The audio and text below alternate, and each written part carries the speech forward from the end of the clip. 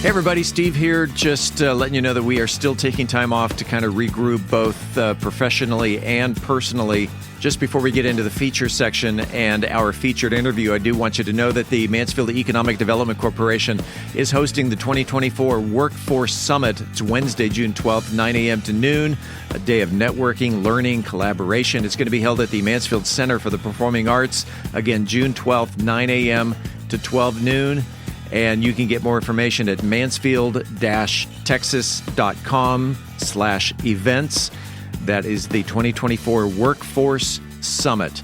Coming up here in just a bit, we do have a couple of features. We have our health feature from Angel. We also have the cocktail of the week from Brian.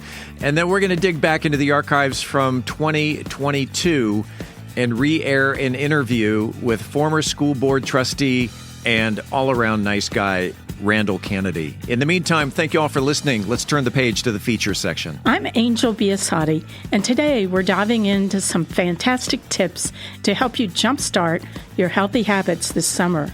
In Methodist Mansfield, News to Know. In this week's Cocktail of the Week, I'll be talking about a cocktail that is a tropical oasis in a glass, numbing your worries with every sip.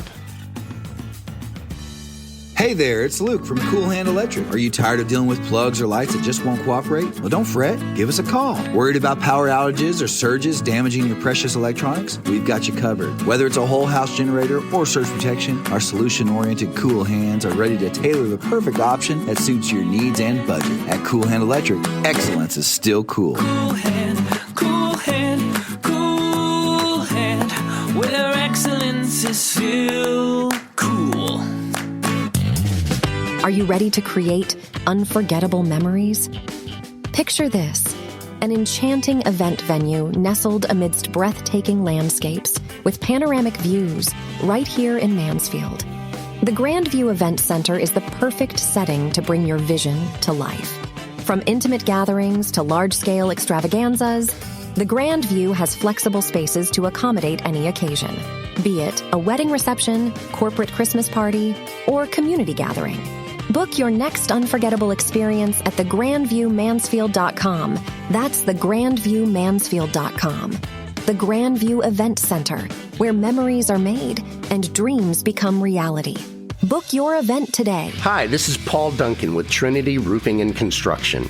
There are over 7,500 roofers in the North Texas area. And when a major hailstorm blows through town, that number skyrockets with companies as far away as Montana. In the planning stages of re-roofing your home, it's normal for customers to ask questions such as, where are they based out of and how many years experience do they have roofing in North Texas? Trinity Roofing and Construction can answer each of these questions with confidence. As a family-owned, Mansfield-based business since 2011, Trinity Roofing and Construction recently received a Product Excellence Award by Owens Corning and are a Platinum Preferred Contractor with Owens Corning. Contact us today for a free, no-obligation video roof inspection.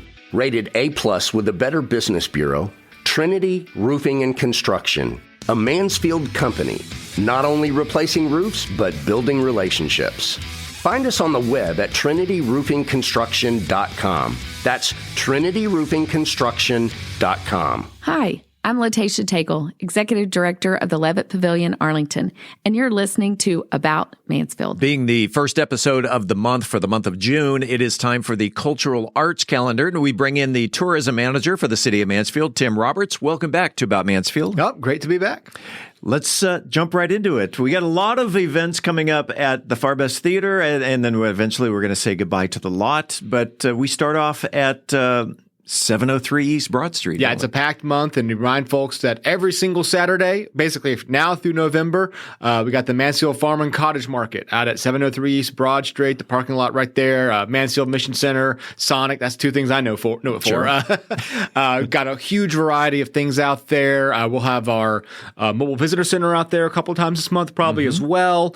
We'll actually be doing some real special cultural arts events that we need the public's feedback for. We'll have more info on that pretty soon, so come out on those specific dates. And they always have musicians. They have partnered with the Mansfield Arts Alliance. So there's really a lot of great stuff to come out along with fresh food and usually some coffee as well. Let's get into the Far Best Theater, June 8th. June 8th, we have Bryce Harney. He's a pretty popular magician. He's performed for probably at this point hundreds of thousands, if not millions of people. He'll be putting on his show June 8th at 7 p.m. at the Far Best Theater. I mean, we have a couple actually. On June 1st, we had that big magic show. Another one on June 8th. I'll talk about another one here in a moment. I mean, so kind of becoming a little bit of Vegas here in downtown Mansfield. There you go. Let's talk about June 15th at the Lot. The Juneteenth celebration will be June 15th at the Lot downtown, 4 to 9 p.m. 4 p.m. kind of gets started. 5 p.m. is when we start the program. We're going to have all sorts of amazing acts, history out there as well. Great food. Just a great time to come out and fellowship with your fellow Mansfield citizen. The next couple of events, we head back to the Far Best Theater. Let's talk about June 23rd. June 23rd, Will Baffle will be there with his Show of Wonders. He's brought this show to Mansfield a number of times. He's bringing it back all summer long. We're going to have a couple of engagements with him, so come out and check him out. That's an afternoon, 3 p.m., so a perfect show for kids, for families to come out and have your minds just dazzled. He's the consummate... Or baffled. Exactly. I was trying to think of other adjectives. Again, I got 2 magic shows in 1 month, so I gotta dig deep in the thesaurus for that one. He's the consummate performer. The following week, June 28th, 29th. This sounds fun. The Troupe Theater, a brand new theater. I say brand new. They did their initial production back in December 2021. It actually began as the founder, Kaylin, it began as her Girl Scout Gold Award project. Oh, nice. Is actually starting a theater company. So that's a pretty big deal. And they are now coming out with their first ever intensive class. So it's going to be Mean Girls Junior. So for the 2 weeks beforehand, these kids will be in there rehearsing nonstop. And then June 28th and 29th, they'll be putting on the performance of Mean Girl Jr. out at the Far Best Theater. So it's going to be a fun one to come check out. And speaking of June 28th and 29th, we say goodbye to the Lot. We have our 2-night end of an era tour with the Lot going away. We have back-to-back nights of just great concerts that we feel like bridged the generations. That was kind of our goal when we booked them, is who are the 2 most diehard fan groups out there, and can we get them both to town? On June 28th, Taylor Nation, don't have to fill you in on who she is a tribute to. She'll be out at the Lot downtown. And then June 29th, Bluff It. Again, not a whole lot of secret about who they are. They are a Jimmy Buffett tribute band. So the Parrot Heads and the Swifties have all they can ask for. These shows are free. However, the super popular, so we are doing ticketing. You can go to the website, visit MansfieldTexas.com, or we haven't posted throughout the places. You can find the Facebook events as well. You'll find ticket links. It's totally free to get your ticket. We'll also probably have some walk-up options, but we have to make sure we're not breaching capacity out there. So if you're hearing this, I would not wait till the weekend before. Hunt these down. And like I said, if you're a Swiftie or a Parrot Head, come and check that out as we bid farewell to the Lot downtown. And hey, no tickets on the black market. Okay? Yeah, if I see any resells out there, I'm just going to block you because you're probably a Facebook bot. It's probably the truth of it. And then to conclude the calendar for the month, we actually head into the month of July, and July 3rd. Love this event. It's the annual Mansfield Rocks Fireworks. They are still back. They're still going on, obviously due to the ongoing condition and the facility assessment of the Mansfield Sports Park, formerly Big League Dreams. We're not having the in-person event there at that facility. However, our friends at Hawaiian Falls will be doing their own event. You can find out more information of ticketing for their fireworks frenzy right across the street from where the fireworks are going to be. And then, as anybody in the city can tell you, you can see those fireworks from miles around. So 9 p.m. approximately is when they're going to shoot off. You can go to MansfieldRocks.com for more information as we get closer to that event, fill you in. But want to make sure people know there will be fireworks this year. And I'm not just saying this. We're making sure they're bigger and better than ever. That's not just that's not just the slogan. We are making sure that these are going to be absolutely gigantic, and you'll be able to see them and hopefully feel them from miles away. That is the Cultural Arts Calendar. That is the City Tourism Manager, Tim Roberts. And Tim, always a pleasure. We'll see you again next month. Well, thank you very much. Warm weather is finally here, and it's the perfect time to focus on taking care of your health and well-being, especially when you're often juggling work, home responsibilities, children, and aging parents. Let's talk about exercise to remove some of the fluff off our bodies. Summer offers endless opportunities to get moving and enjoy the great outdoors. Make time for regular family bike rides, walks, hikes, and exercise. Find a park trail or walk by near your house and explore. Become members at a pool and swim laps.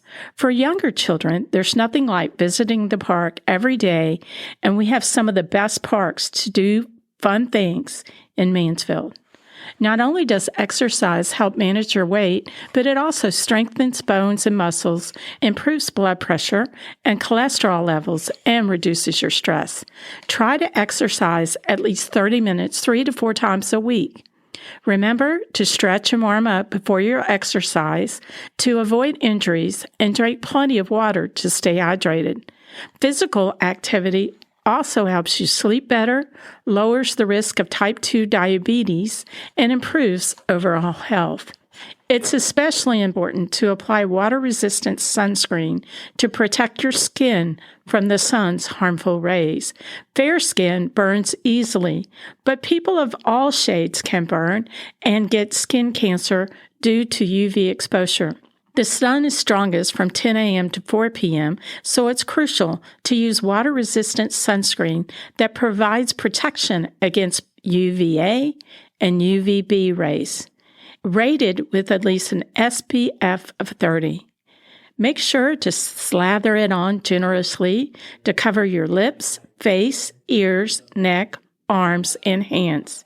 Apply sunscreen 15 minutes before sun exposure and reapply every 2 hours or after swimming or sweating. Eating healthy is another cornerstone of maintaining good health. Eat a well-balanced diet and forget about the latest fad diet or supplements.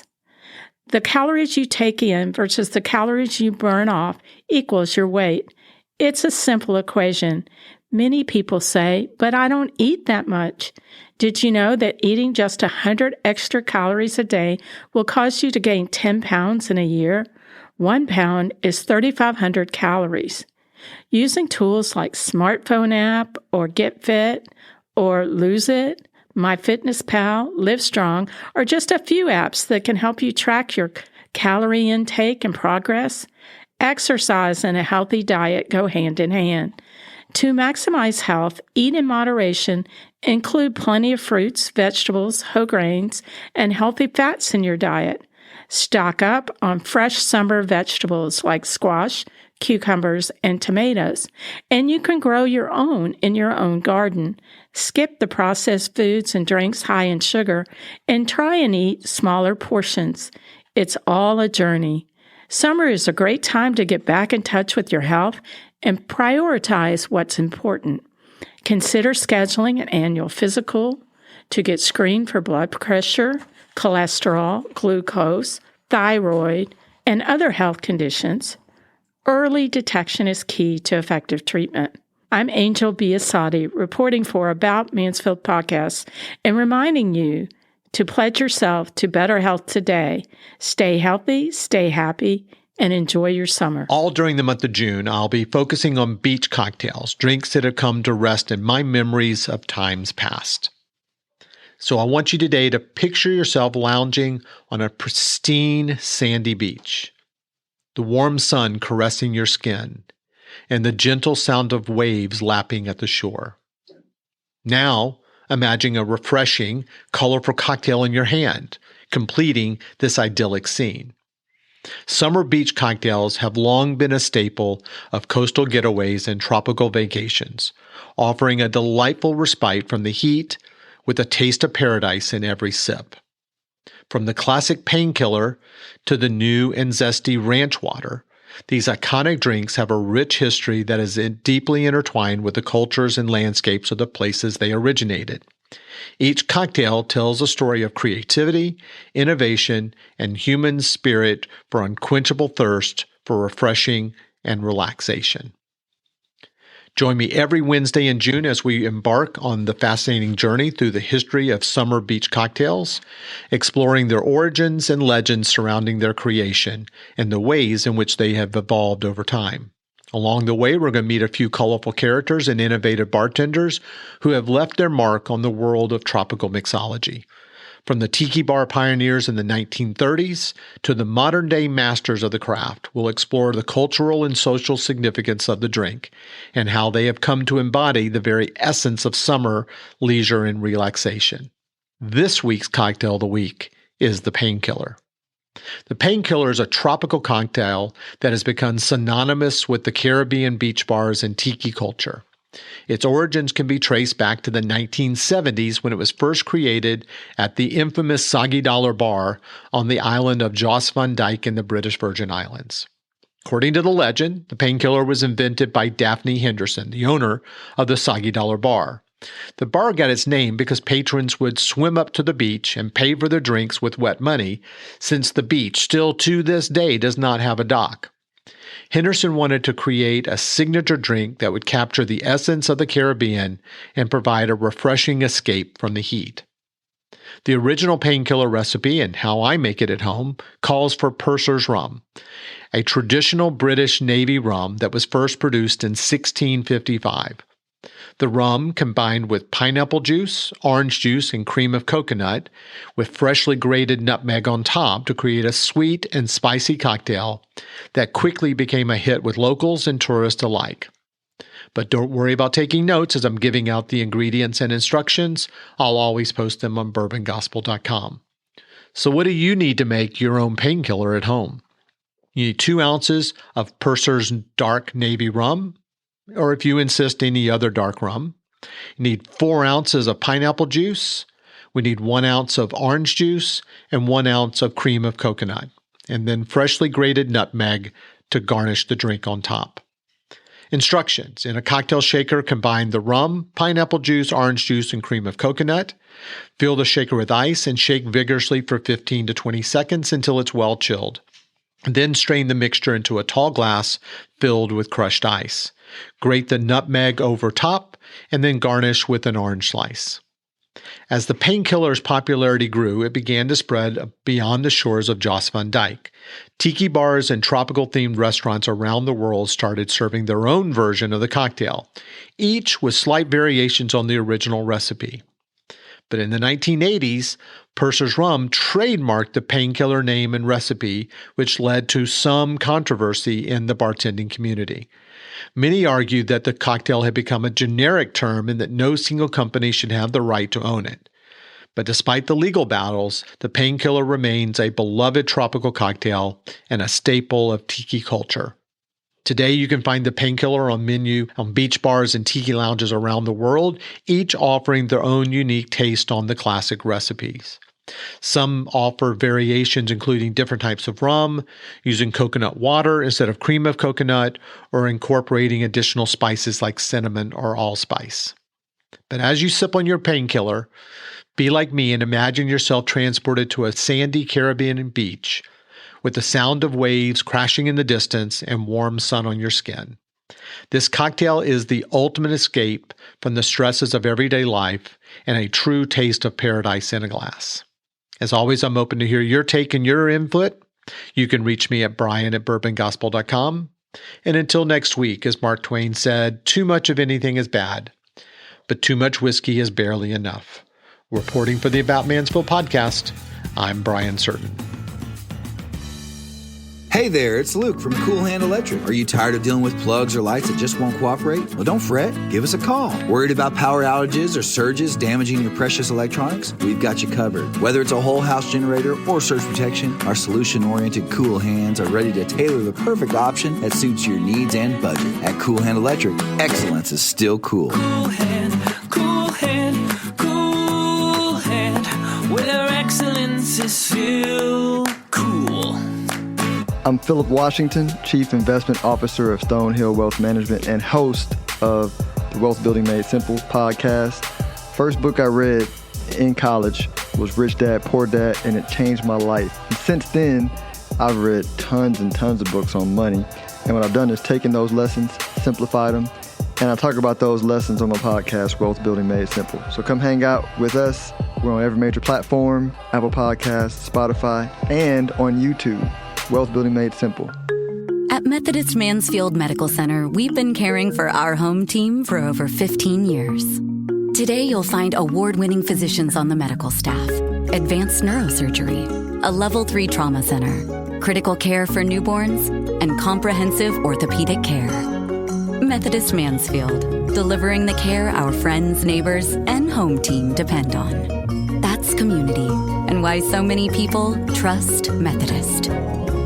Hi, this is Joe Jenkins with Joe Jenkins Farmers Insurance, specializing in auto, home, commercial, and life insurance. I was born and raised here in Mansfield, Texas. We're active in the community, and Mansfield's a town we really care about.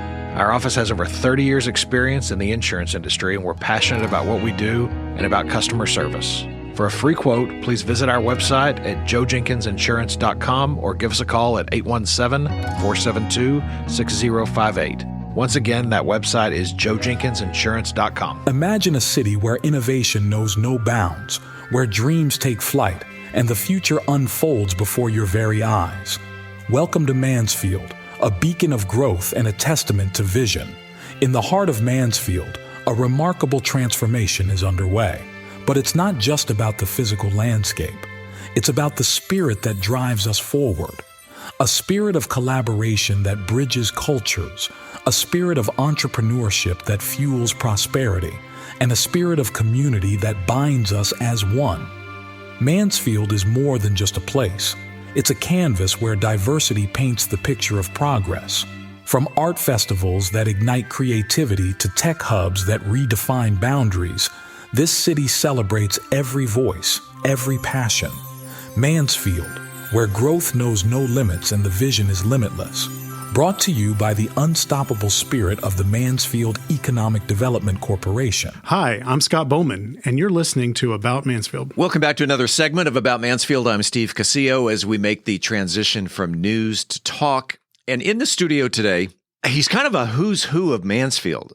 But when it comes to community involvement, and we will definitely talk about this as well, he either is or was chairman of the Methodist Mansfield Medical Center Community Advisory Board, board member of Methodist Health System Board of Directors, Southeast Tarrant Transportation Partnership, Meredith Hatch Foundation, Visions 2020, Tarrant County College Foundation, Salvation Army Youth Education Foundation, Mansfield Sunrise Rotary, we got to get you over to the noontime one, Mansfield Chamber of Commerce, Arlington Big Brothers and Sisters, Tarrant County Community College, Ben Barber Career Tech Academy, Mansfield ISD Education Foundation, Mansfield Community Development Corporation. He's a stewardship chair of the First United Methodist Church in Mansfield, and he's the president of Frost Bank. Randall Canedy. Oh, man.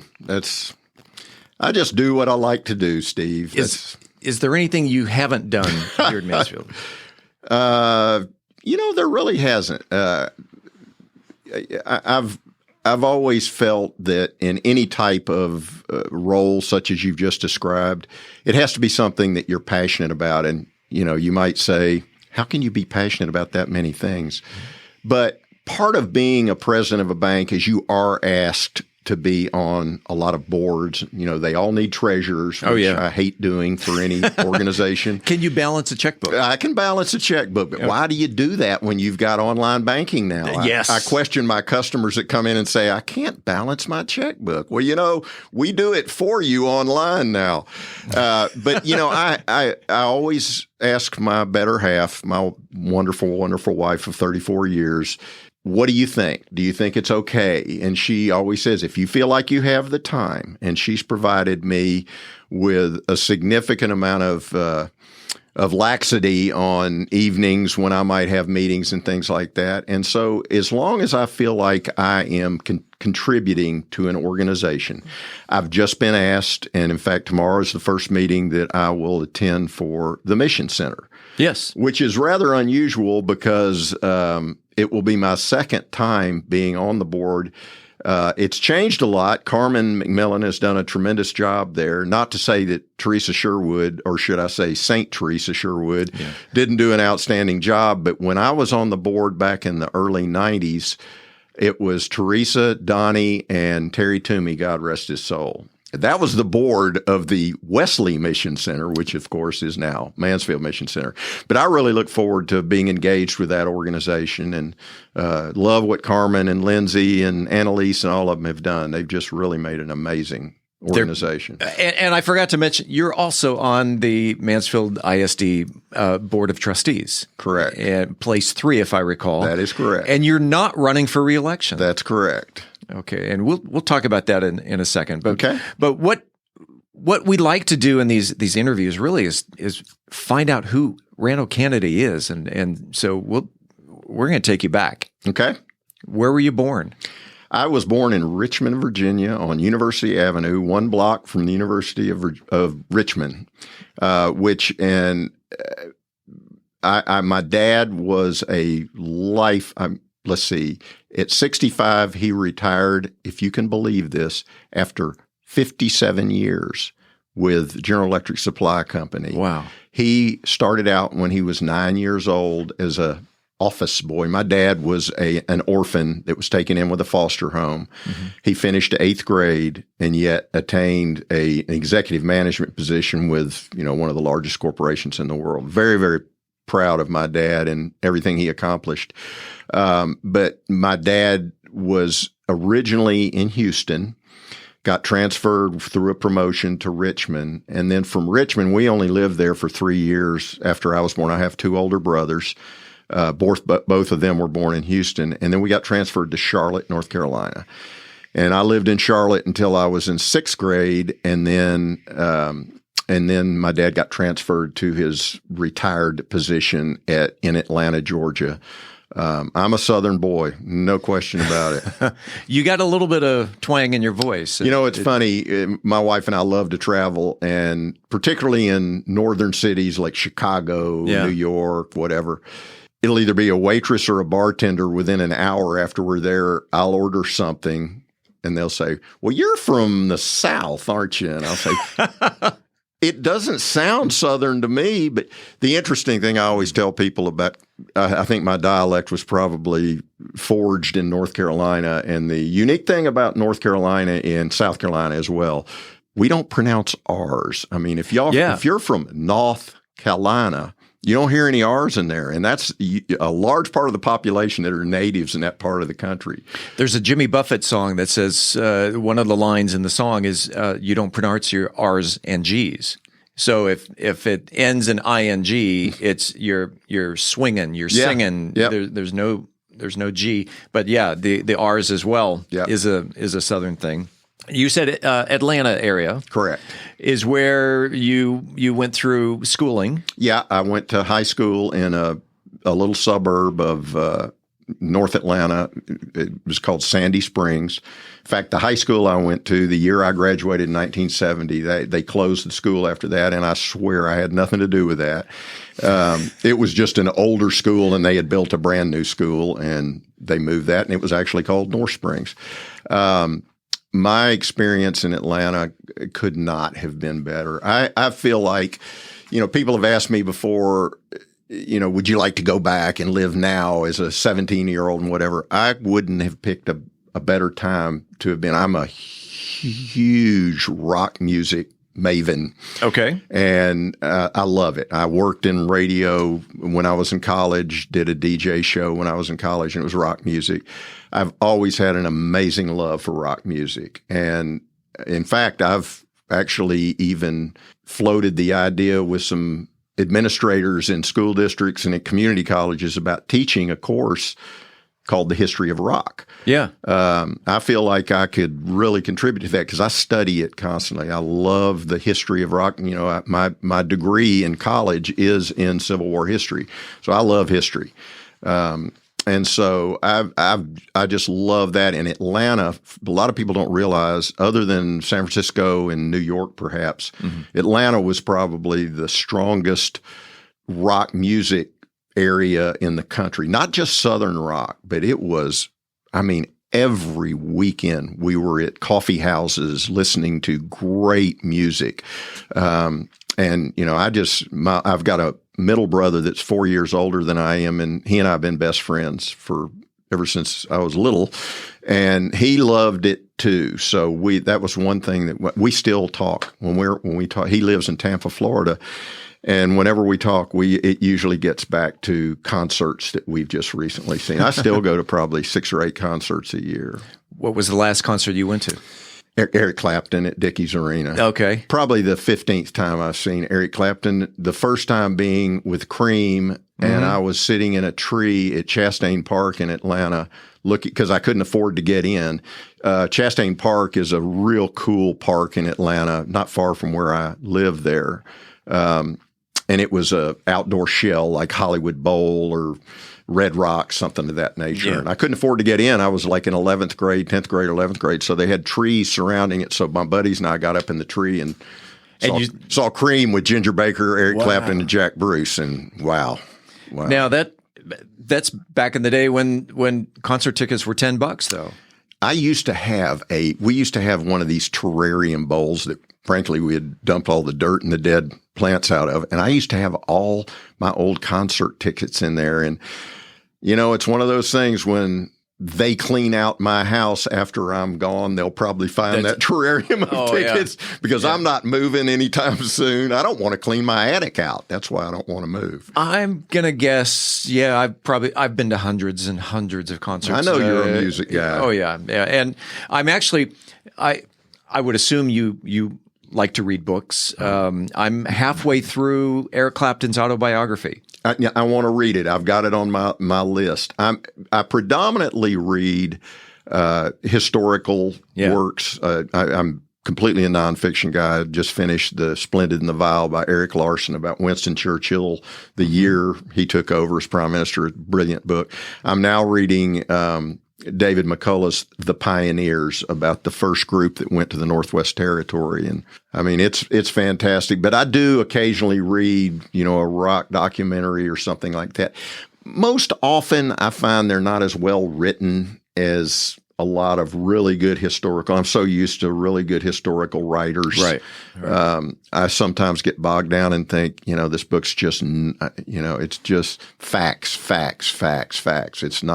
It doesn't have anything that really ties me into the life that these guys really had. I think there's something about reading biographies of British musicians. There's a certain higher level of literacy that comes from England than and reading.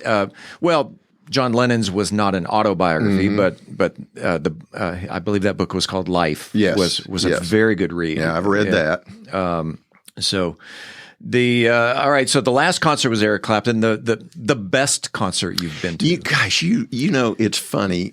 I knew I was going to get around to talking about rock music because it's such an important part of my life. And I anticipated this. Yeah. It's so difficult, but one that always pops up. My favorite band of all time was the Allman Brothers Band. I was from Atlanta. I used to watch them there's a famous park in downtown Atlanta called Piedmont Park. It was a maven for hippies back in the late 60s and early 70s. And I can remember when the Allman Brothers every Sunday afternoon would play 3 and 4 hour free concerts at Piedmont Park before they were famous. Yeah. And we would go down there. But probably the concert that I tend to always dwell upon is in 1971. Some roommates of mine and from college that were all big music guys too. We went up to RFK Stadium. The Allman Brothers opened at 3:00 in the afternoon, and when they finished their set at 6:30, at 8:00, Grateful Dead came on and played till midnight. Of course. It was. And it was one song, right? It was Dark Star. It was great. I've always been a big Grateful Dead fan. You can't take somebody that just wants to listen to a song and turn on a Grateful Dead album and say, hey, I like these guys. What do you think? They'll go, what? You really have to understand kind of the backstory of the Grateful Dead and, how Jerry Garcia got started and whatever. But amazing, his and Bob Weir's guitar work together was brilliant, just like Dickie Betts and Greg Allman and Dwayne Allman's was. I can sit and put on headphones and listen to In Memory of Elizabeth Reed and all the great Allman Brothers songs 500 times, and I will hear something new every time. Jessica, one of my favorite instrumentals. Awesome. Yeah. And I sit there with my guitar and I was like, okay, yeah, I can do this. I'm working through the solo. I love to play it. I love to hear it. It's one of those songs sometimes you see on Facebook. What is the one song you sit in the car until the song is over? Yeah. Jessica. And you know, every time I listen to Eat a Peach, which that song is off of, it just reminds me that they recorded that album about 3 weeks before Duane Allman was killed. Mm-hmm. And it always saddens me because I'll listen to those guitar chords on that acoustic guitar and think, if he would have only lived, if he hadn't gotten on that motorcycle. Right. But, you know, that's just the way the Lord works. Well, it's his time. You know, what would the Beatles have been in the 80s had? I think about things like that all the time, too. Yeah, and not only with that, with actors and things like that. I mean, people that are just brilliant in their craft, but they're taken too soon. Crazy. Let's go back to Sandy Springs High School. What did you play sports? Were you into music? Well, yes and yes. Yes and yes. You know, I was in the day that you played. If you were a good athlete, you played every sport. Mm-hmm. I do not like the fact now that you have to determine in 8th grade which sport you want to go. And I truly feel that we leave a lot of really great athletes that may decide in. I'll give an example. I know a young lady that played volleyball at Mansfield High School. Well, her dad, who was a very good friend of mine, told me, you ought to see her play basketball. But she couldn't play basketball because she played volleyball. Well, who's to say that she wouldn't have even gotten better at basketball, continuing to play, and maybe even gone into the WNBA? I played football. I played basketball, which usually they were about 10 games into the season. But the best basketball players played football too. Right. So we'd often go into a 5-5 record and end up 22-5. Because here come the football players. My sophomore year, we won state in basketball in Georgia, we were still segregated then. We would always go to state almost every year. We won it my sophomore year, which I was a bench warmer, and then my senior year when I started, and we won state. But we had a tremendous coach, and then I played baseball as well. So, you know, I wasn't great at any of them, but I grew up in an athletic centric family. Both my brothers my middle brother was an amazing left-handed pitcher. He could throw a curveball before I even knew what a curveball was. Yeah. You're throwing that ball at me, but I'm having to catch it down here on the ground. He just had a knack, and then he pitched all the way through school and everything. But I mean, I just feel like the scenario now where we don't allow these people to play numerous sports we're not being able to ferret out really some of the better athletes in sports that they just don't choose. And so football, basketball, baseball. Correct. If in 8th grade you had to choose one sport, what would it have been? It would have been basketball. I grew up in North Carolina. And I mean, it's funny, you know, moving to Texas where, you know, there's Christianity, Judaism, all the other religions, and high school football. It was, I mean, I didn't stay in North Carolina long enough to play football. Both my brothers did because they were in high school in North Carolina. But let me tell you, basketball in North Carolina, because we had University of North Carolina, we had Duke, we had North Carolina State, all with really, really good programs. And, of course, I was immediately a University of North Carolina. My wife will tell you that I am the biggest Tar Heel fan you've ever seen. Oh, yeah. But, you know, it was if you went in subdivisions in Charlotte, every house had a basketball goal in the driveway. Nice. Every house.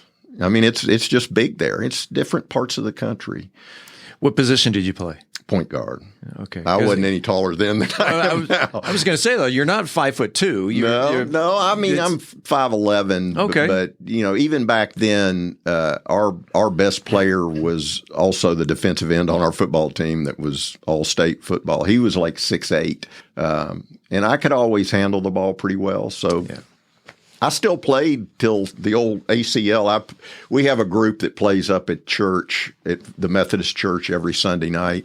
It's actually a great ministry we have at the church. Those guys are really, they do a Bible study and then they play basketball for 2 or 3 hours. Wow. Great bunch of guys. But I was, I would go out there when I was, I'm getting ready to turn 70, but I'd go out there when I was in my early 60s, thinking, hey, I can go out and hang with these guys. And then these 22-year-olds come out there. Yeah, the old knees don't hold up like they did when you were 25. And I never had any injuries or anything in football or basketball. I was just lucky. So I play a lot of tennis, and same thing. I now have reached my sixth decade, and still going on the court playing these 20-year-olds, 30-year-olds, and it's like, okay, why did I do that? Yep. So, were you a good student? Yeah, I guess I was probably a pretty good student. It's funny being a banker. People just naturally think you're a really good math person. My least favorite. I mean, it just. One of my, I'm a Rotarian, and we have an Interact club in Mansfield High School, and our Interact sponsor is Miss Risso, Kristen Risso. And she's the advanced algebra teacher over there, and I always tease her about how, man, would I have ever used her as a tutor when I was in school, because I had to scrape to get through the math courses. The humanities, that's my strength. I mean, I was reading encyclopedias when I was a little boy. Wow. I just have always had this great thirst for history. And, it's just something I love. And I've always said, you either love history or you hate it. And you mentioned Civil War history was your major. Where'd you go to college? University of North Carolina. You were Tar Heel. Mm-hmm. All right. That's why you are the biggest Tar Heel fan.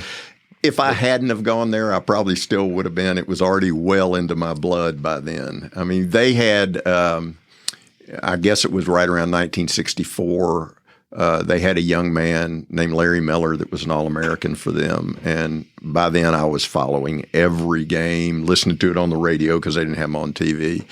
And I just became I would go out in the driveway by myself, and there's 10 seconds left in the game, and I'm Larry Miller.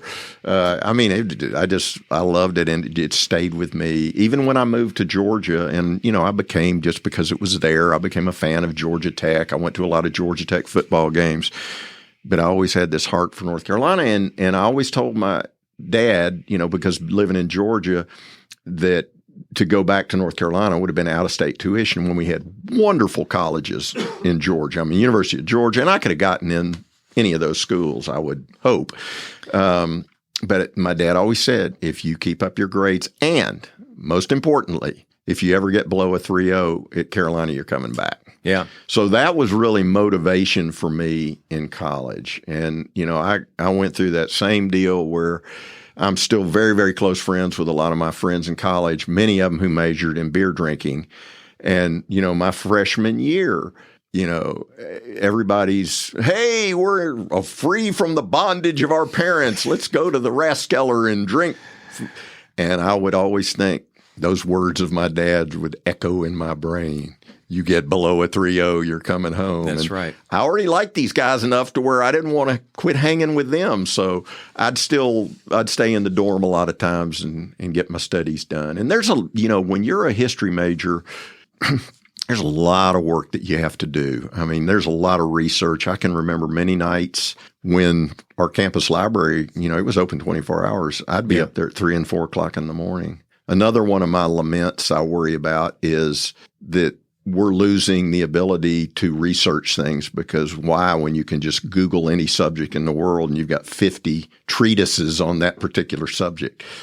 I mean, we used to have to go up, and I know this sounds like old man's lament. Oh yeah, the library is what Google is now. It's just as much as, I'd be tired and I'd be drinking, that's where I learned to drink coffee like a lot of my generation. You drank coffee because you stayed up all night. While you're doing it, it feels like it's a beating, but you look back on it and you've got fond memories of staying in that library till 3 o'clock in the morning. Oh, yeah. And then you get an A- or a B+ on a paper and you think, yeah, it was worth that. There's a reason why I stayed up that late. Yep. And you mentioned that you were a DJ on the campus. Mm-hmm. We had a campus radio station. Did you ever think that you were going to have a career in radio? Yeah. I really didn't. Being a history major, I guess, I can still remember my dad, who obviously was a, 70-year businessman. You're going to go to school and study what? Yeah. What are you going to do with that? And I said, well, Dad, if I have to, I'll teach. And I guarantee I would love to teach. Yeah. And so that was always my thought. And, we can get into that in a minute, how I ended up being a banker. But, to answer your question directly, we had a campus radio station that was just started. I'm trying to think of that guy's name that actually was the general manager of the station. He was a student. He was one of those guys that you run across in college from time to time. You're still in school and you're 30 years old? Oh, yeah. Yeah, professional student. His name was Jay, and I won't tell you his last name because somebody will Google him. But that was him. But he just loved college, and he had petitioned the school to start a student radio station. And by then, I was writing a rock column for the school newspaper. And, I think maybe once or twice a week I'd write a column and submit it, and it would go in a little student newspaper, which actually was paper that you got. Mm-hmm. We didn't have a thing called the internet when I was in school. So Jay came to me one day and said, hey, would you like to do a radio show? You play whatever genre of music you want to play. And I said, well, sure, I'd love to. He said, well, we have an opening 12 to 3. And I said, well, that's great. I'll have to change some of my classes around. And he said, no, 12 to 3. In the morning? Yes. Oh, no. It was an all-night radio station. Oh, no.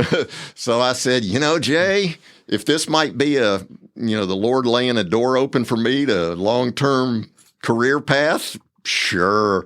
So I would, I'd come home from studying or something and cat nap till midnight, and I'd go do a 12 to 3 show. And the poor slob that had to come in at 3 o'clock in the morning. I actually think we tagged into some syndicated show at that point in time. Okay, yeah. Like 3 to 7 in the morning or something. 12 to 3, 5 days a week?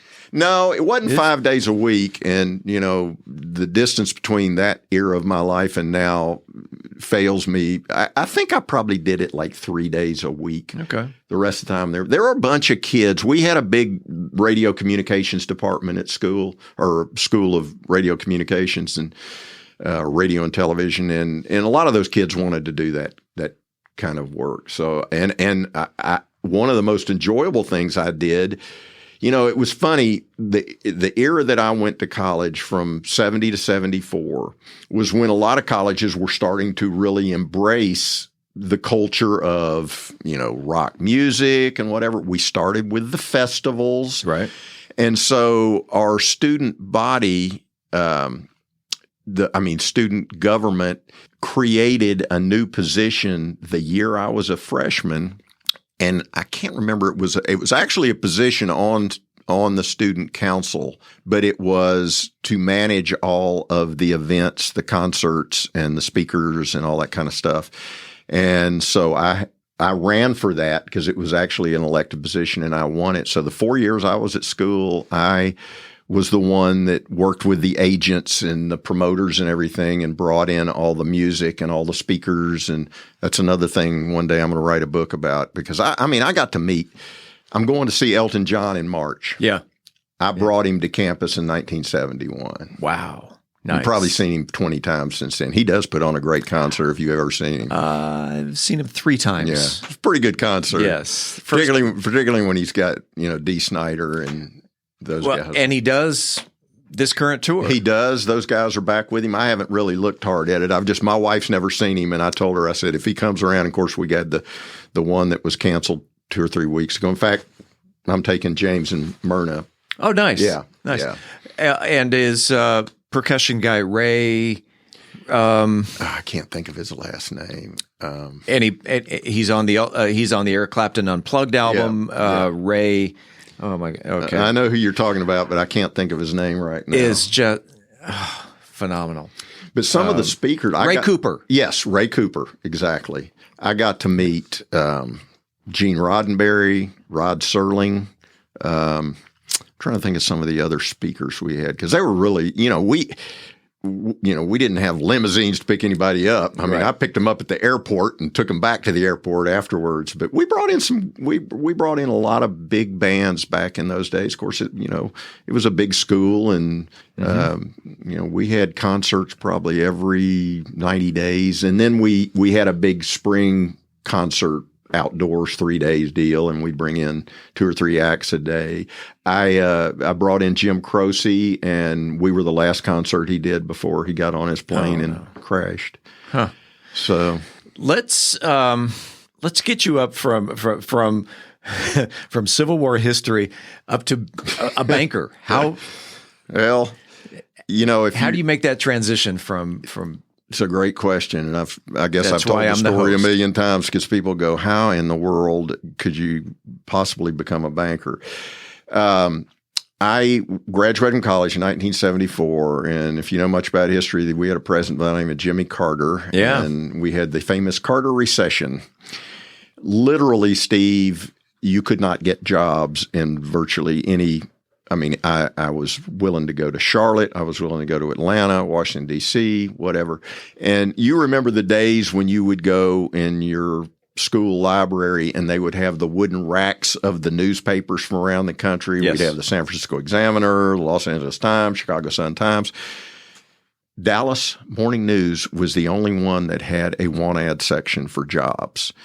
And so my middle brother that I've referenced several times was already out here. He was teaching in a private school in Oak Cliff, and he had already been telling my family what a great place Texas was. He had lived out here about 2 years with his wife. I had never even thought about going to Texas, but I graduated with honors. I had a great degree. I couldn't get a job working at a McDonald's. Right. And, all my friends were in the same boat. So with encouragement from my brother, I packed up my Toyota Corolla and headed west and got out here and immediately started looking in the want ads. And what had happened was so many people, employed people that had been laid off in the Rust Belt and Northeast and everything, the history of the Metroplex. I honestly believe, and this certainly isn't factual, but I honestly believe that prior to the early 70s, probably 80% of the people in Texas were native Texans. After the 1970s, it was probably 40-60, meaning 60% were expatriates. Yeah. And that was a great migration. Well, what happened then is the banks had to have people to help with development loans and mortgage loans and things of that nature. So the banking industry was hiring people regardless of what your degree was. So I went to work for a bank in Dallas. Honestly, my goal was to stay here for 3 or 4 years, build up enough money to go back to either North Carolina or Georgia, both places that I to this day love. But here, let's see, I moved here in 1974. Do the math. I've never made that transition back because it's just an outstanding place. I tell that story to a lot of people that are, come from out of state and they moved to Texas, not for the same reason I did. Maybe they got transferred down here. They're from Ohio. They're from wherever. And they'll say, we're coming down here because my husband got transferred down here, but we'll probably go back to Ohio one of these days. And I'll go, yep, that's what I thought many years ago. But once you get down here, it's not an easy place to leave. People say we come from paradise, that moving out from San Diego. And are we going back? I don't know. Yeah. Because not only Texas, but narrowing it down to Mansfield. Yeah. I totally love this community. And it's interesting that you bring that up because with me and my wife she's 10 years younger than I am. we've talked about where we might want to retire. I love the mountains of North Carolina. I mean, when I was a kid, we would go up there. I still have, it's one of those very nostalgic things that part of the reason why I love it is I have memories of my whole family going up and camping up in the mountains, and they are beautiful. If you've ever been to the Appalachian Smokies, Blue Ridge Mountains in North Carolina, it's wonderful. Yeah. So about 2 years ago, right at the beginning of the pandemic, we started talking about retirement, and more so than me, mainly because she grew up here and this is all she's ever known. She's probably had more of an inclination to retire outside of the state of Texas. So we went up there. My roommate from college, his family owns one of the most beautiful golf resorts in the mountains, about 25 miles northeast of Asheville. And he's still my best friend in the world to this day. His name's Randy too. But he's just a wonderful human being, and his wife, we just love them to death. And so we go see him time to time. But our point of going then was just say, let's go up there and check things out, see if we'd really like to do that.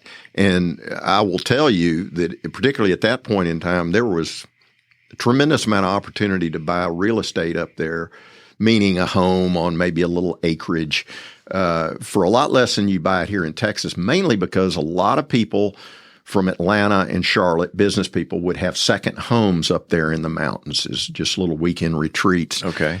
And, second homes usually have a life expectancy from the standpoint of that particular owner owning it, 4 or 5 years. And then they go, I've only been up there twice this year, so I think I'll just sell it.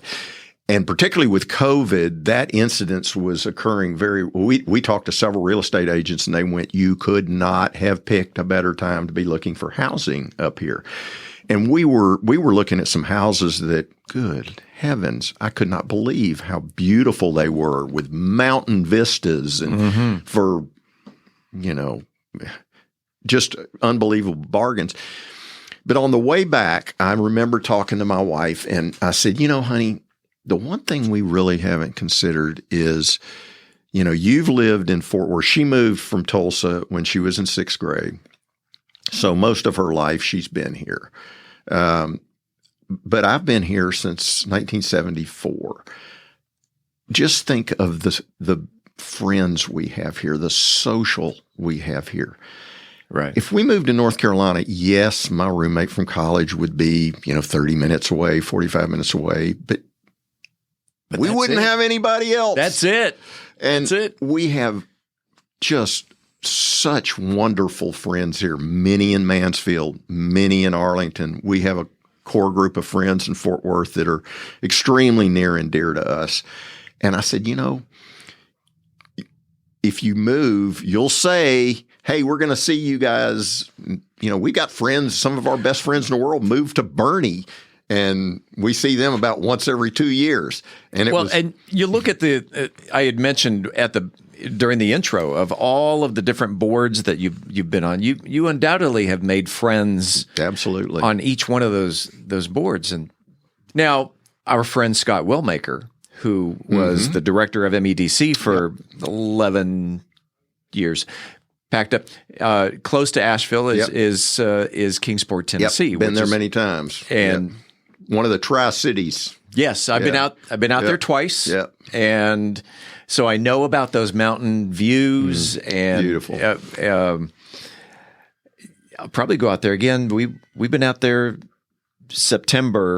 last September, and then the September the year before, and just absolutely beautiful out there. And, you mentioned the boards and the affiliations I've had there, and you're absolutely correct. I had breakfast yesterday morning with one of my dear friends that was the executive director of the Tarrant County College Foundation, which I served on for a number of years.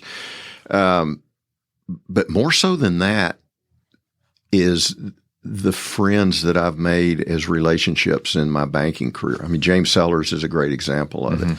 James and I have developed a tremendous friendship, and I have many, many, many, many friends that I've developed over the years through my business relationship. And that to me, as I try to mentor young bankers coming in, the great value of becoming a good banker is developing relationships with your customers. And those relationships are far beyond just their business and your business. You have to connect with them on a personal level. And that's where you create the trust that gets them to where they, to me, the greatest testament to being a good banker, and we have great bankers in this community. I mean, I won't name them, but I've had great friendships with many of them. Sure. The reason why I'm sitting at Frost Bank in Mansfield is because of my great friend and dearly departed Monty Goddard. Yeah. Monty hired me for what was then Overton Bank and Trust, and Monty stayed a very, very dear friend of mine until he passed last year. But I tell these young people that you really need to connect with them. Your first call, you don't even need to talk business. Find out about who they are and let them find out who you are. And most times you'll find some connectivity there, and then the relationship starts building. And what happens ultimately is you build such a degree of trust with that relationship that you talk about a competitive business. I mean, I've walked into my customers' lobbies and there's two other bankers waiting to see them, and I'll know both of them, and I'll say, "Hey, I got him. If you can." But if you build that level of trust and they really appreciate what you've done for them, then they're much less apt to leave you, even if the deal is better at another bank. Right. And I think that applies. Building relationships applies to business in general. Absolutely. But whatever business you're running, your customers, they're not going to spend money with you unless they trust you. Absolutely. And part of that is building. Yep. Building trust, building a relationship helps solidify that trust. Absolutely. And I've loved it. I mean, to be honest with you, that transition from being a Civil War history nut, and Lord knows my wife hates it whenever we drive by a battlefield, because then the next 3 hours of her life, she knows what's going to happen. My senior year, I took an advanced course under a guy that's passed now, but he was one of my mentors, a guy named John Robbins. He was the head of the Civil War History Department at North Carolina, and he would take a group of really advanced students, and what we would do is go camp all the battlefields for the duration of that battle. I mean, we did Gettysburg 3 times, and that's a 3.5 day venture where we would sleep overnight. Then we go through all the troop movements and everything. And it was just short of doing the reenactments, which I don't ever care to do. Right. But, she always goes, okay, here comes Vicksburg. I guess we're going to have to drive around Vicksburg. Or here comes Chickamauga. We're going to have to go. Get out your period uniform. No. I love, the whole, this country means a lot to me. Absolutely. The history of this country is so important. I mean, that doesn't mean I don't read European history, whatever. I love anything historical. But, I don't want to get off on any kind of even allusion to political issues or anything like that. But I feel like one of the problems we have right now, people have lost their sense of what this country really means. We need to get back into understanding and appreciating what this country really means. And I think we'll get through a lot of some of the civil discord we're having right now, and some of the divisiveness that we all pray every night that we can. I'm very hopeful. Yeah. We've been through problems like this before in this country, not just in the Civil War, but in other times. And we've always gotten through it. And I think it has to do with the resilience of the American people. You're about to retire. Yes, sir. I asked you back in mid-2021 to come on this program, and we delayed it till February because we're getting close to the end of Randall Canedy's time at Frost Bank. Correct. And what's in your retirement future? Wow. I will guarantee you're not the first person that's asked me that question. I've probably answered it 3 times today. As anybody that knows me well will tell you, I am majorly a type A personality. It drives my wife crazy. We cannot watch a movie. If I'm not invested in 10 minutes, I'm gone. Right. And she's going, how can you not just sit and watch a movie? I mean, I can even watch it and go in the kitchen and be fixing dinner and I'm still watching the movie. Right. I'm just one of those kind of people. I feel like I've got a lot that I can still give. I'm going to serve on nonprofit boards. I'm kicked around some ideas, Steve, of I might teach. Really? Yeah. Okay. Yep.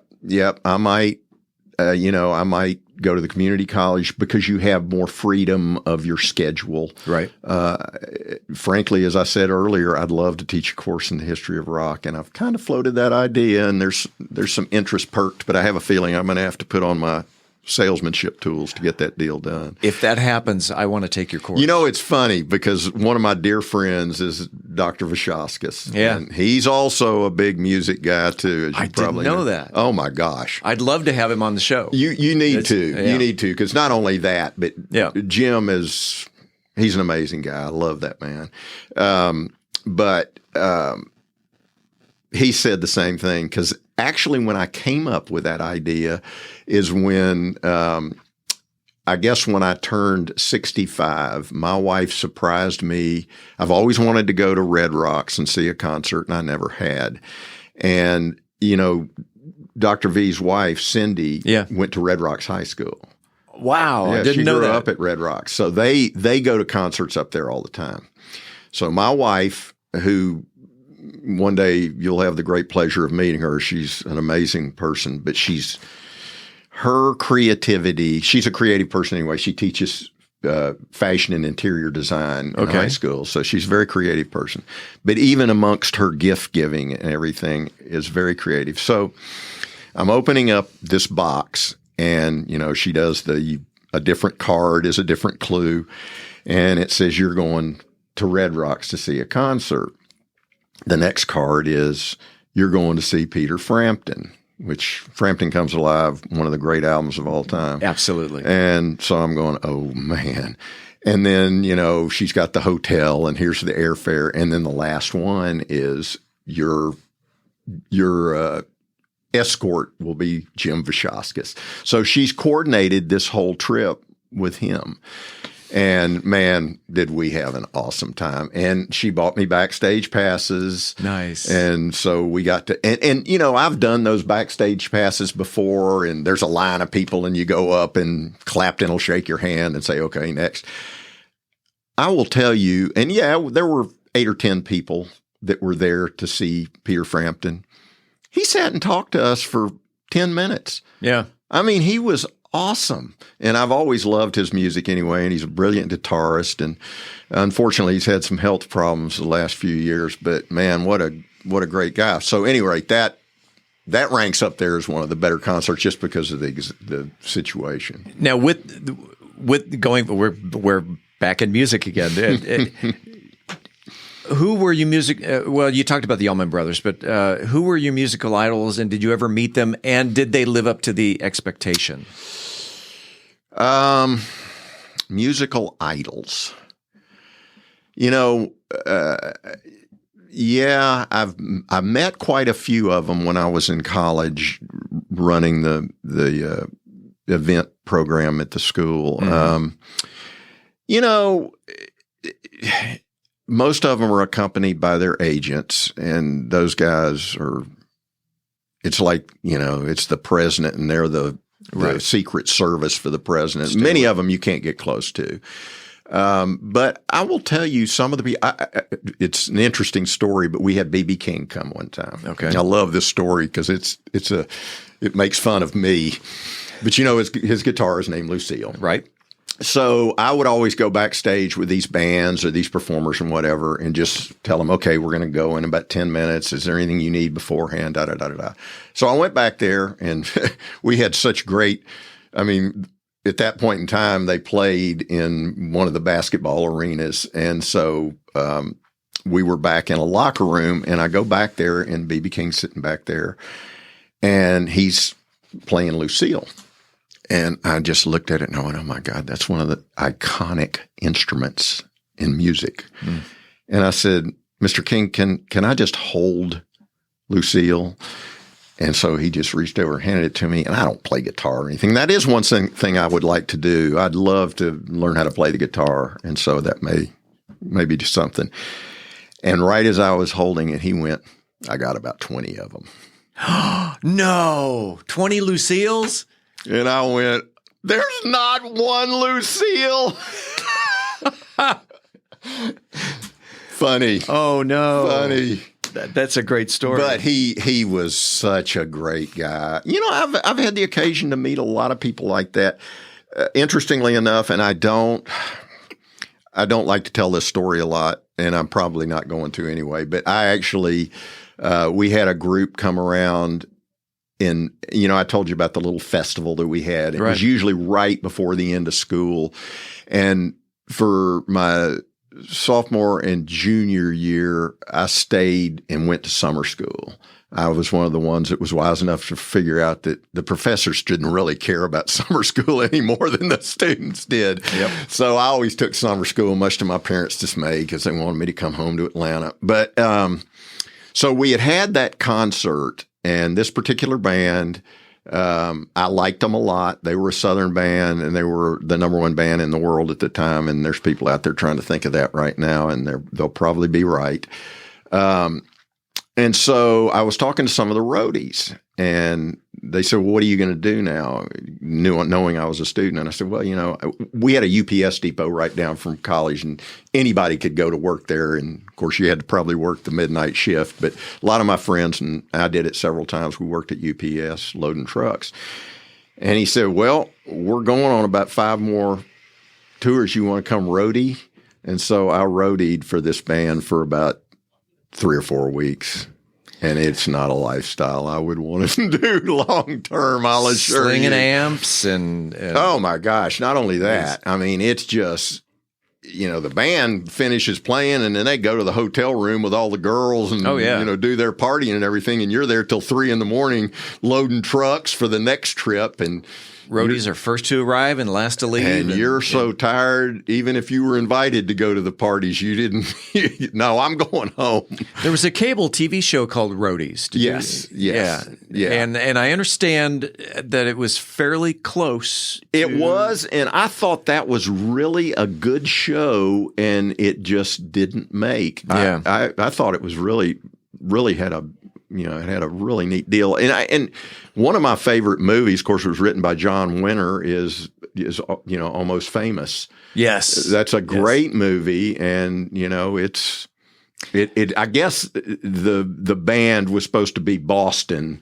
You kind of get that feeling, but, it was all about her following them around and that young kid that became kind of a roadie for them and a hanger-on. And that's kind of what the scene's like. You did get to see music from the back of the stage, which is a really great vantage point to listen to concerts. Oh, that's cool. Yeah. That's cool. Cameron Crowe. Yep. Was not John Winter. Cameron Crowe wrote Cameron it. Crowe, and who's from San Diego. Yep. And was very involved, didn't work there, but very involved with the rock radio station in San Diego, the KGB. Mm-hmm. And God, what a name for a radio station, KGB. Yes. And one of the original 3-letter radio stations. They're all now, 4 letters. And KGB had this kind of put them on the map. They started releasing their own albums called homegrown albums. Listeners would submit songs, and the best 12, 15 songs would make it on the album. And Cameron Crowe wrote the liner notes for the first 2 albums. Wow. And so that's kind of, you go back to that first album, which I still have unopened, and it's like, wow, reading probably 500 words on the back of this album cover written by Cameron Crowe. Wow. Of Rolling Stone fame. That's right. Usually I ask this question of every guest. I'm not going to ask you this question because I saw you at Frostbank last week and you said, well, in preparation for this interview, I'm going to have to figure out what my favorite ice cream is. So, Randall Canedy, what's your favorite pizza?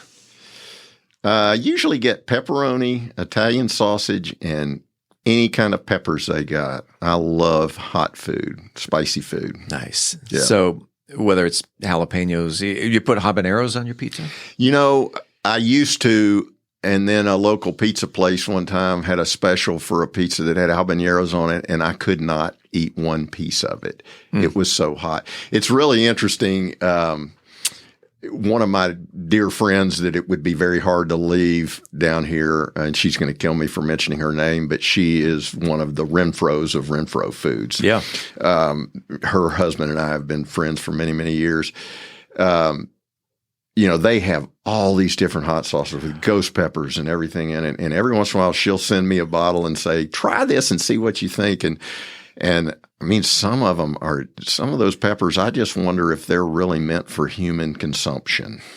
Renfro's green salsa is the best. Is a staple in our home. It is the best. And it's interesting because she sends Linda and I a box, a 4-pack every year at Christmas. Oh, nice. And it's always multiple. And this year I told her, her name's Becky Renfro. I said, Becky, is there any way you could make me up a special box that just has 4 bottles of the green salsa?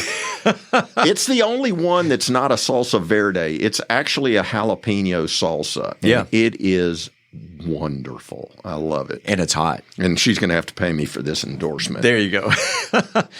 Everyone who sits in this seat goes through the lightning round. You are a listener of About Mansfield. Absolutely. So you know what's ahead of you. The very simple exercise of this or that, so that people really get to know the psyche of Randall Canedy. Scary. All right, you ready? Yep. Night or day? Night. High tech or low tech? Oh, like below low tech. Cable or Netflix? Netflix. And since we're talking TV or book? Book. You are a reader.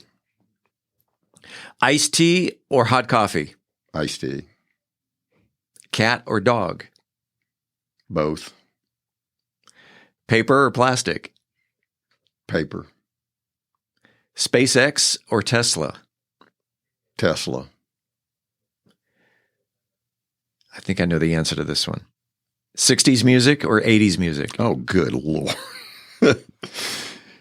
You heard that song about the music dying. Oh, yeah. From a man named McLean. Yeah, I just, 60s music. 60s music. Laundry or dishes?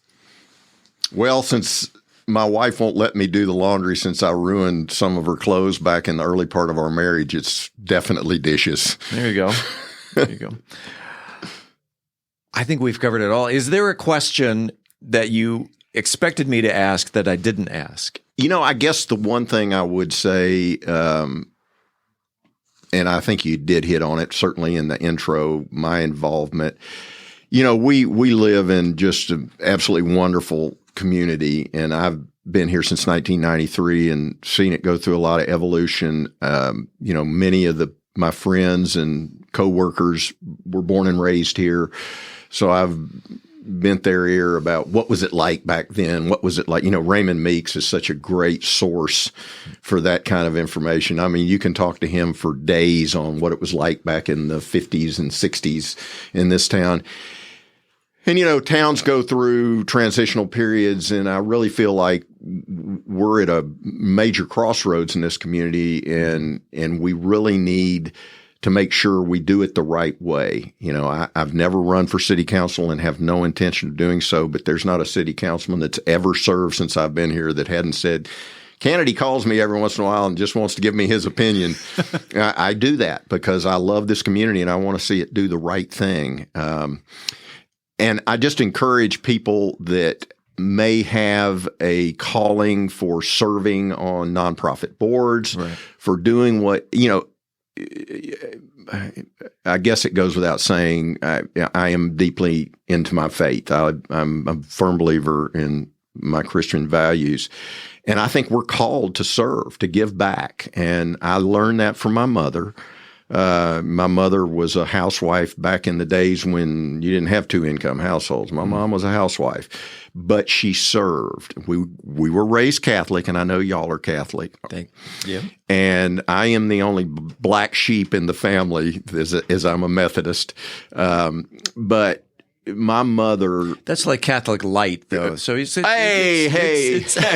know, it is funny because I've taught several Sunday school classes at the church, and it's amazing the number of people that will be in my Sunday school class. I was raised a Catholic. Oh, that's yeah, right. And I was raised a Catholic. It seems to be like a haven for lost Catholics. Yes, yes. And we all pray to the same God. We do, and it's all good. You know, people will say to me, well, you were raised a Catholic. You got out when you could. No, I'm telling you, the foundation you get in the Catholic faith is as solid as you can get in any Christian faith. Yep. There is absolutely no question. Now, did the nuns and I get along real well? Nah. And so that, both my brothers went to parochial school, and I went when I was in first grade. And I came home one day and after I'd gotten my hand whacked 3 or 4 times by a nun, because I did talk a lot, I went and told my mom, I said, it's either I go to, there's a little elementary school down the street, which, by the way, I went to the same elementary school that Billy Graham went to. I think I had his first grade teacher, too, as I remember. She was old when I had her. Huh. But I told my mom, I said, I'm going to Sharon Elementary or I ain't going back to school. And she said, well, if that's the way you feel. But I stayed in the Catholic faith throughout high school, and then I went to college. And after I got out of college, like most people, you kind of deviate from your going to church on Sunday and whatever. And so I said, I want to get back into the church, but I don't want to go back to the Catholic Church. I want to try something else. So I went to a Methodist church, and it resonated with me, and the rest is history. But you're right. It's funny, and I know I'm getting way long-winded, but my dad was as deep in his faith as anybody I've ever known. He never went to church. And the reason why, my dad, who's one of the wisest men I've ever known, he used to sit back and say, I really think God's just looking down on us and saying we are just screwing everything up. All the different denominations, and I'm right and you're wrong, and I'm right and you're wrong. And he just didn't believe in going to an organized church, even though my mom literally went to church. And this person, because there are people that go to church 4 and 5 days a week. My mom went to Mass usually 3 and 4 days a week. Wow. Unless she was shopping with the girls. Okay. I mean, there was a Catholic church right down the street from where we lived in Atlanta. And, as she got in advanced age and they quit, socializing a lot and everything, if she didn't have anything to do at 10 o'clock on a Tuesday morning, off to church. I'm going to church. Wow. Yeah. Yeah. She went to church 4 or 5 days a week. She and the Pope were real close. Nice. So you're, but your dad's faith was in his heart. Absolutely. We never questioned, because he would give us, little talks sometimes, and they would always be fraught with spiritual values and things like that. You knew he understood. He was raised in a Christian family. I told you he was an orphan, and he was taken on by a foster family. Right. And his foster mother was very deep in her faith, so he was raised that way. I think early in his marriage to my mom, he had tried the Catholic Church, and he just didn't like the strictures of it and everything. And to him, I guess all religions or all denominations were like the Catholic Church, and he didn't like the kneeling and standing and pomp and circumstance and everything. It's hard on the knees. Trust me, as I would go back to visit my parents in Atlanta before they passed, I'd always go to church with my mom, and I'd think, good Lord, what is all this kneeling and standing and kneeling and standing and kneeling? And really, one of the things, I know this sounds weird, but if you're a lifelong Catholic, you'll certainly remember this, but I liked Catholic Church, when we still did everything in Latin. Oh, Where did I go to a Latin Mass? They're still doing Latin Mass? Oh, St. Patrick's in New York. Oh, yeah, I bet. Oh, my gosh. What an experience. Yeah. Because, see, I mean, catechism, when I was, for those of you who don't know what catechism is, it's you do it in 6th grade when you're in the Catholic Church. Yep. And you know, catechism, because that was before the whatever ecumenical council, when they changed from Latin to English. You did some Latin training of the responses from the priest. You know, you did those in Latin, and we had to learn those phrases and what they meant. Right. And so, you know, it was kind of cool to know a little second language when you were in 6th grade and 7th grade. And then all of a sudden I learn it, and they go, okay, we're doing everything in English now. And I went, well, dadgummit. And what's neat is that no matter what church you go to, what Catholic church you go to, anywhere in the world, the format is basically the same. Yep. And I've been to Mass in French. I've been to Mass in Spanish and now Latin. Yeah. Yeah. Okay. They're doing the first reading. All right. Now we stand up for a hymn, the psalm. Then, okay, there's the second reading. And you may not understand what they're saying, but you're able to follow along because they do the same thing in the English language church. And okay, now we get in line for the, and it's, this stand-up sits. You mentioned the standing and sitting. We hosted a foreign exchange student about 5, 6, maybe 8 years ago. She's from Finland, and we took her to church. And the congregation stood for the song, the opening hymn, and we had to stand for maybe 5 minutes. And she leans over to me. She goes, "When do we sit down?" I said, "Oh, we'll get there." In fact, and then, kneel, stand up, sit, kneel, stand up. And she goes, "I don't get this." Oh, well. Make up your mind what you're going to do. You're not from around here.